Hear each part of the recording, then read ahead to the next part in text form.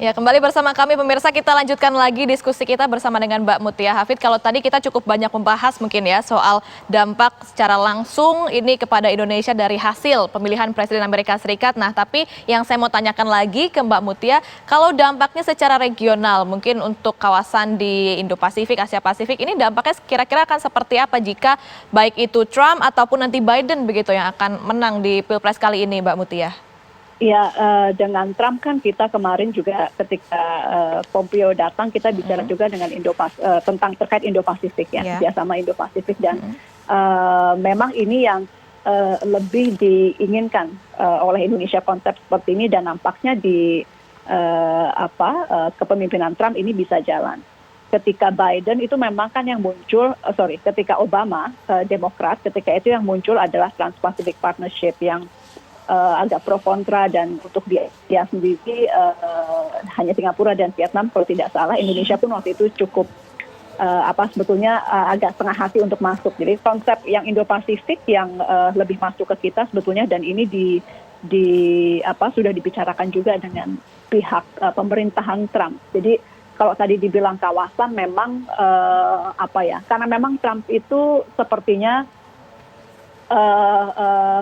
dari sisi bilateral ataupun juga kawasan yang sifatnya lebih kecil, dia bisa bekerja sama dengan baik daripada misalnya dengan PBB, kemudian misalnya dengan kemarin marah dengan WHO, kemudian beberapa organisasi dalam PBB fundingnya dipotong dan lain-lain. Jadi memang begitu keadaannya.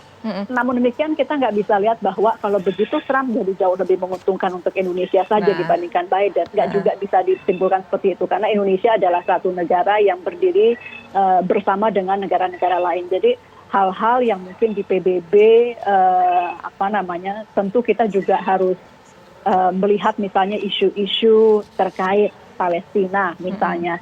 Bagaimana kemudian di era Trump kita juga mengingat bahwa ada dorongan untuk membangun ibu kota di Yerusalem. Itu kan juga hal yang memang tidak terkait langsung dengan Indonesia, tapi secara psikologis juga agak melukai perasaan masyarakat Indonesia. Jadi sekali lagi intinya ingin saya sampaikan adalah kedua calon presiden ini memiliki plus minus masing-masing dan tidak ada yang sepenuhnya tentu menyenangkan bagi Indonesia, tapi tidak ada sepenuhnya juga yang menjadi musuh dalam tanda kutip untuk Indonesia. Oke, Mbak Mutia mungkin kalau sudah mengamati dari policy plan atau rencana kebijakan di masing-masing capres ini, nanti kira-kira kebijakan luar negeri mana lagi yang akan berdampak pada Indonesia, baik itu secara langsung atau ya secara tadi meskipun soal Yerusalem ini tidak berdampak secara langsung, tapi ya cukup melukai perasaan rakyat Indonesia begitu. Kira-kira mana lagi nih Mbak Mutia? Apalagi ya, saya rasa itu sih yang poin-poin utama. Di luar apa tadi ya saya sampaikan juga tentu terkait isu lingkungan, isu terkait dengan HAM yang pendekatan keduanya memang berbeda sekali. Kalau kita ingat Trump bahkan sempat mengatakan tidak terlalu percaya dengan climate change, tapi di sisi lain dari pihak Demokrat tentu menjunjung isu-isu lingkungan.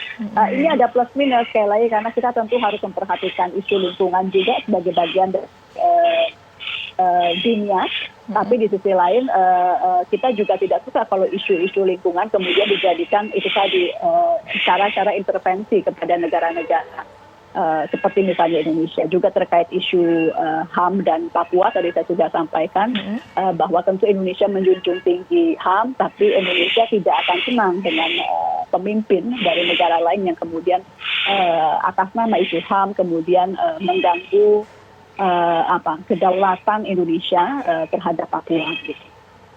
Oke, artinya ya dua-duanya juga akan kemudian berdampak dengan gayanya masing-masing. Tapi tadi saya sempat ingat kalau disuruh pilih satu, tadi sambil break kita susah pilih satu ya. Akan sangat sulit dan saya rasa masyarakat di Indonesia pun ya masing-masing ada pendukungnya. Iya, bahkan teman-teman di Komisi 1 gimana, Mbak Mutia mereka? Ya, ada yang senang dengan Trump, ada yang senang dengan Biden.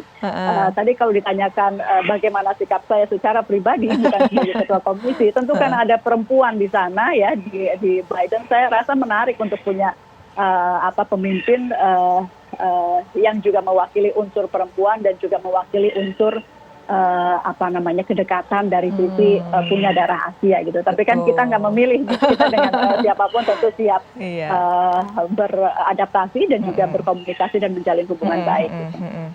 Personal preference-nya lah ya, karena sama-sama perempuan datang dari Asia begitu ya kalau Mbak Mutia. Nah, tapi Mbak Mutia, kalau kita menerka-nerka juga sebetulnya ini kan ada antisipasi ketika nanti Amerika Serikat akan rusuh begitu setelah hasil keluar. Nah, ini akan Betul. berdampak juga tidak sih secara sosial, ekonomi, politik kepada kita juga sebetulnya, Amat Mbak? sangat. Jadi Mbak Cornelia betul sekali. Jadi yang perlu di-highlight oleh kita justru adalah bukan siapa yang menang, tapi bagaimana proses pergantian kepemimpinan ataupun keberlanjutan kepemimpinan di Amerika Serikat dapat berjalan dengan lancar, dapat berjalan dengan baik tanpa ada gejolak. Karena tentu tidak hanya Amerika Serikat ini adalah negara yang menjadi acuan untuk demokrasi. Betul. Jadi kalau misalnya Amerika Serikat menunjukkan ketidakmampuan atau ketidakdewasaan dalam berdemokrasi, maka ini tentu dampaknya secara global akan sangat mempengaruhi.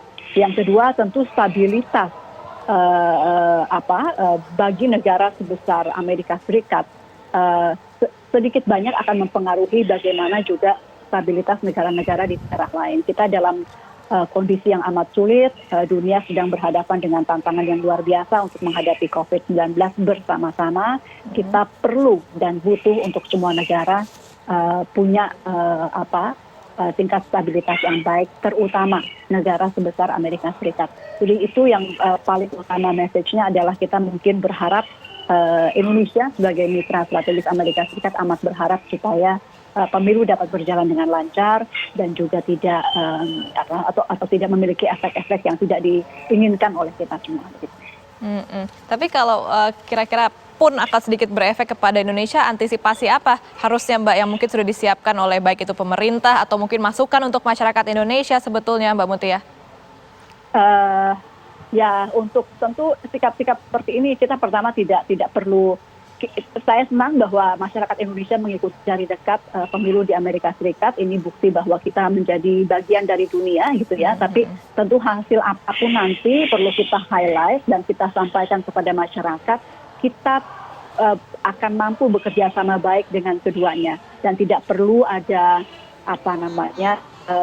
fanatisme atau dukungan yang mungkin berlebihan. Kalau di sana terjadi apa-apa, di sini mungkin harus tenang begitu. Tapi insya Allah saya lihat karena Amerika Serikat negara yang cukup maju dalam demokrasi, meskipun ada sedikit dinamika dalam pemilu ini, saya yakin mereka akan bisa menyelesaikannya secara dewasa gitu. Karena mereka menjadi acuan untuk demokrasi bagi dunia dan saya rasa masyarakat Indonesia cukup perlu tenang menghadapi itu. Gitu. Iya, ini artinya sudah menjadi acuan karena sudah 400 tahun lebih begitu ya. Betul. Menjadi negara demokrasi ya, jangan sampai lebih di bawah Indonesia karena kita baru berapa tahun saja sebenarnya kan berapa puluh tahun menjadi negara demokrasi. Terima kasih banyak Mbak Mutia sudah berbagi informasi dengan kami di